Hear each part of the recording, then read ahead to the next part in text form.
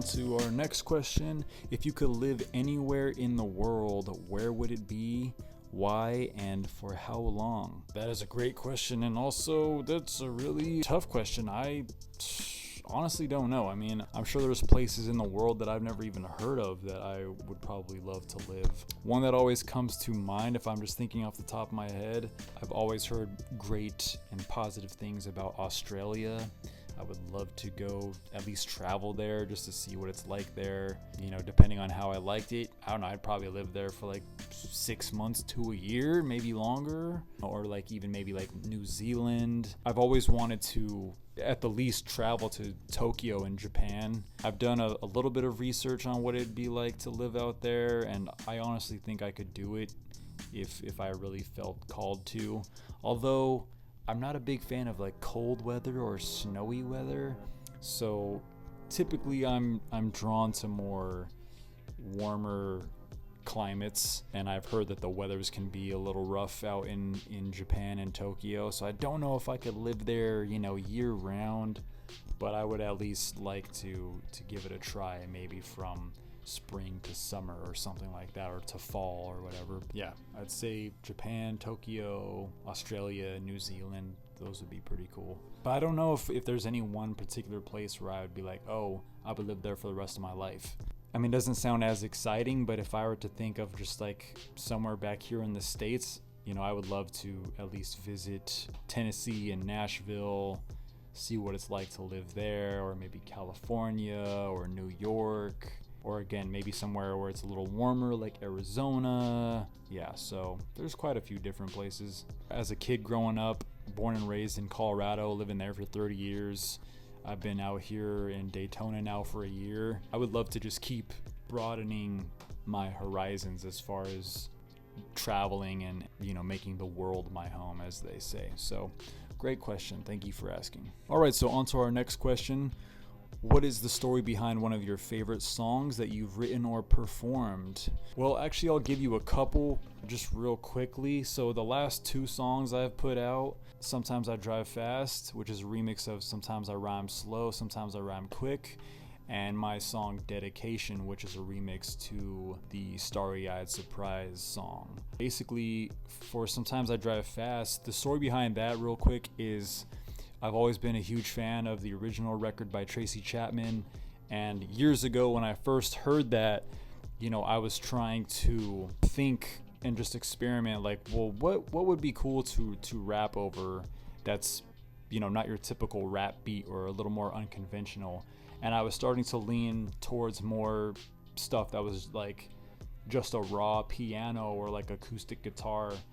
And I remembered that Tracy Chapman record, and I fell in love with it, and I was like, oh yeah, you know, something like this would be awesome to do something with.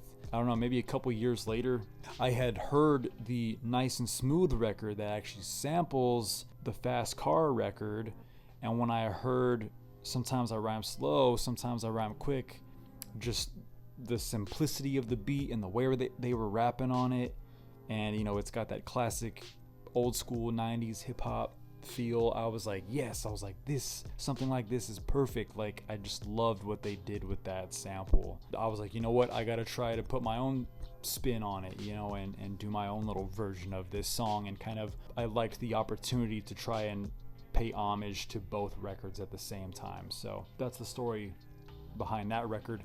And as for my Dedication song, this is pretty wild actually, because so as a kid I was always a big fan of Crazy Town and Shifty Shell Shock, all his solo records. Obviously, you know, everyone loves Crazy Town for Butterfly, and the original record Starry-Eyed Surprise was a big smash by Paul Oakenfold.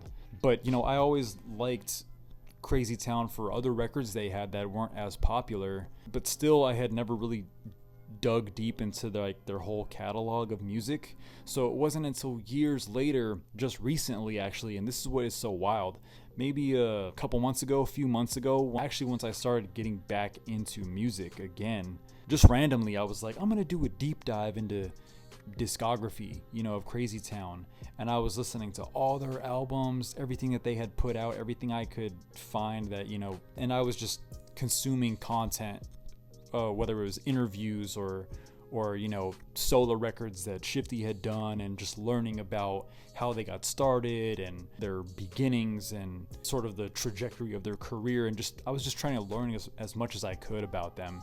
And literally maybe a month after that, the news broke that Shifty had passed away. And I was just blown away. I was like, what the hell? And actually right before that happened, I'm always looking for beats or listening to music and thinking like, oh, well, what would be cool instrumental to save and put to the side if I ever want to do something with it or whatever. And one of those records happened to be the Starry-Eyed Surprise record. I always wanted to do something with that record. That song specifically has a lot of sentimental value for me, especially, in my early childhood and growing up as a kid. I always just associate it with just such positivity and just good memories, especially when it comes to like summertime and just being a young kid watching Nickelodeon and being innocent and stuff. So when I got that instrumental, which is actually the karaoke version, because the karaoke version was actually the closest version I could find to the original instrumental. So fun fact, my dedication song was actually made with the karaoke version of the record. I had saved that and I had already planned, I was like, I want to do something with this eventually, but I was working on other records at the time, so it was kind of on the back burner. And then literally maybe like a month after I had started diving deep into all their music and stuff, the news broke that Shifty had passed, and I was just like, like I said, I was like, what the hell? And that's crazy, no way. And I was just heartbroken. I was like, what are the odds, that randomly when I start to start showing my appreciation for their music, this happens. And that was kind of a sign to me that I was like, well, you know what? This is the perfect time that I should make that record. Let me put these other tracks that I'm working on hold and make this the priority. So I started working on the dedication record. It's an homage and a tribute to Seth, Shifty Shell Shock, and Crazy Town the band, and Brett, Epic, and just their whole legacy, how they got started. I mean, thing about Crazy Town, if you dive deep into them, just their whole family tree and their roots is just mind-blowing. They have connections with Eazy-E and Ruthless Records and Black Eyed Peas and She Wants Revenge and DJ AM and early Alchemist when he was in the Hooligans.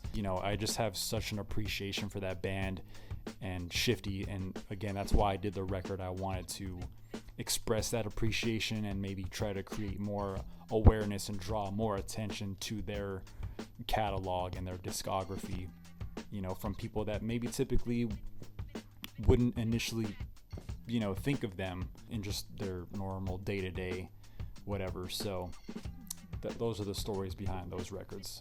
So great question. Thank you for asking. All right, so moving on to the next question. What is the song or project you are most proud of? That is a great question. There's a couple. Honestly, it's hard again for me to just pick one, but I'd have to say one record that I'm super proud of. If you guys haven't already checked it out, go listen to my song, Story of My Life. The reason why I'm so proud of this record is because I wrote it at a time when I was taking a hiatus from music. I was really going through a pretty serious depression, and music and writing rhymes was like the last thing I wanted to do. But, as I started coming out of that, I was really pushing myself and really forcing myself to try and listen to beats and trying to write something, and also trying to not overthink it and put a lot of thought into it and just write off of pure emotion.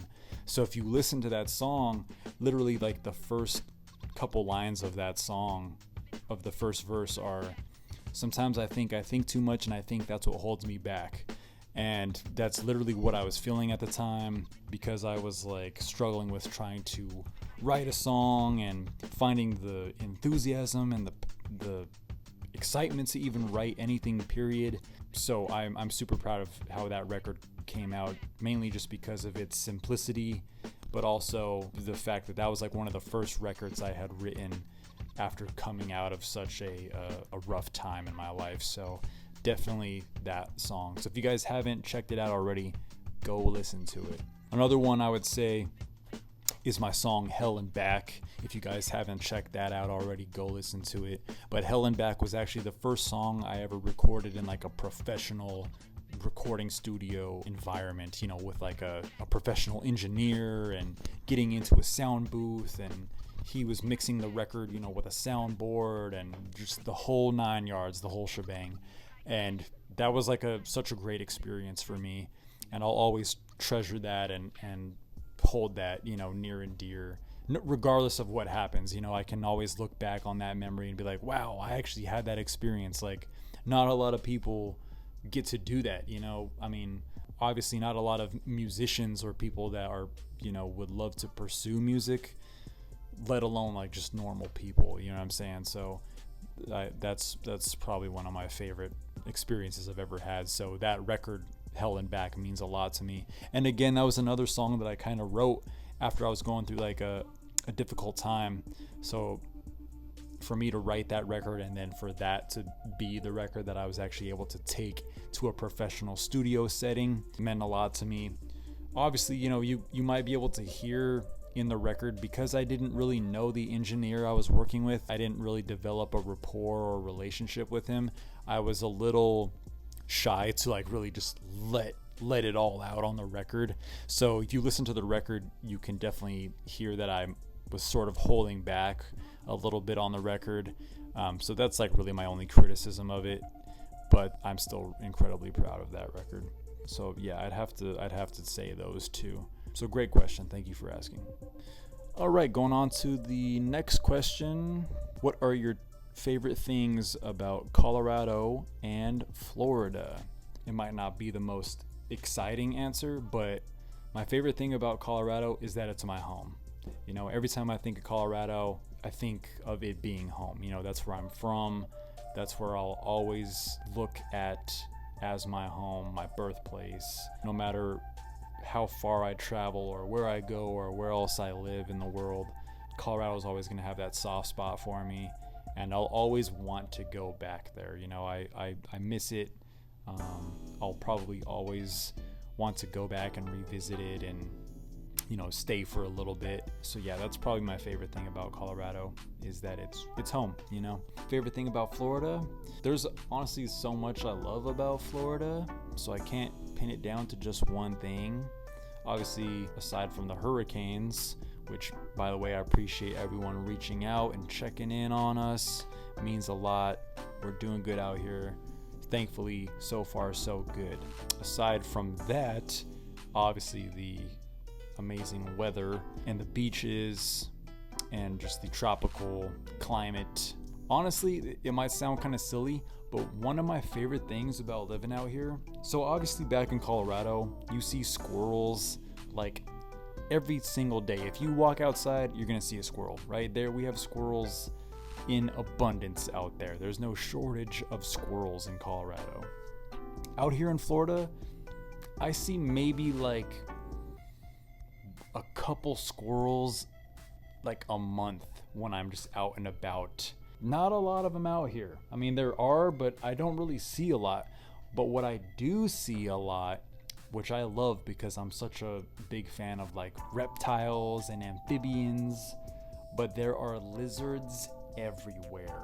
Like, our squirrels out here are lizards. We got super little tiny ones. We got like medium little size lizards. They're not like huge or anything. It's not like there's like iguanas or chameleons walking around, but I love it. I think it's so cool. When I was a kid, I always loved lizards and salamanders, so I just think it's so cool being able to see them. Like, every time I see one, it doesn't get old to me. I'm always excited every time I see one. So that's probably my favorite part about living out here, is that there's just freaking lizards everywhere. It's like Jurassic Park. So great question. Thank you for asking. All right, moving on to the next question. When are you dropping an album? That is a great question. So here's the thing, guys, because I'm sure maybe there's a few of you wondering, you know, when's the album coming, or the mixtape, or the EP, or the whatever. So in this day and age, in 2024, with music being consumed the way that it is, I've given this a lot of thought, and there's really not a big incentive for me, at least at this time, to release a full-on album. Unless, however, and again, this goes back to, is there a demand for it? You know, so again, it's all up to you guys. You know, those of you watching and listening and supporting me. You know, just the way that music is consumed nowadays with streaming and social media and YouTube, and people listen to music so much differently than we used to 5 years ago, 10 years ago. So other than me just wanting to do it, of course I would love to put out an album or a mixtape or an EP or something to that effect. I would absolutely love to, and I probably still will regardless. However, there's not necessarily a specific goal in mind as far as when it comes to releasing an album.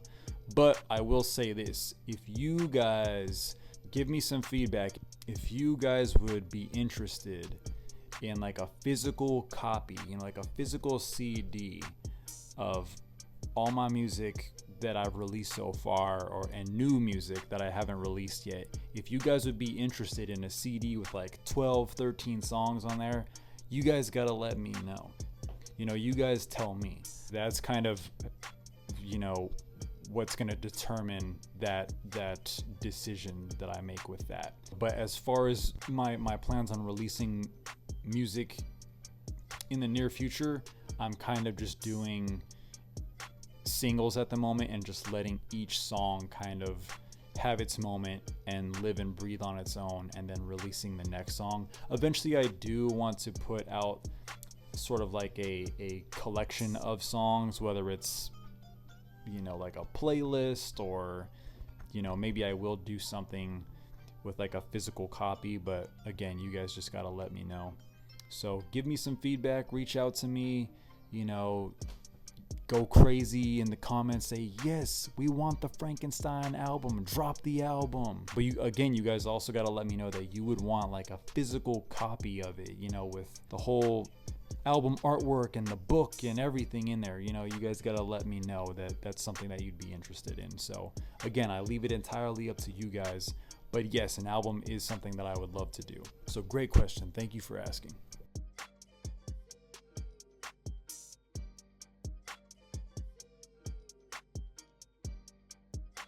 What's up guys, if you liked the video, don't forget to give it a thumbs up, leave a comment down below, subscribe to the channel, turn on all notifications, and stay tuned for the next one. Peace.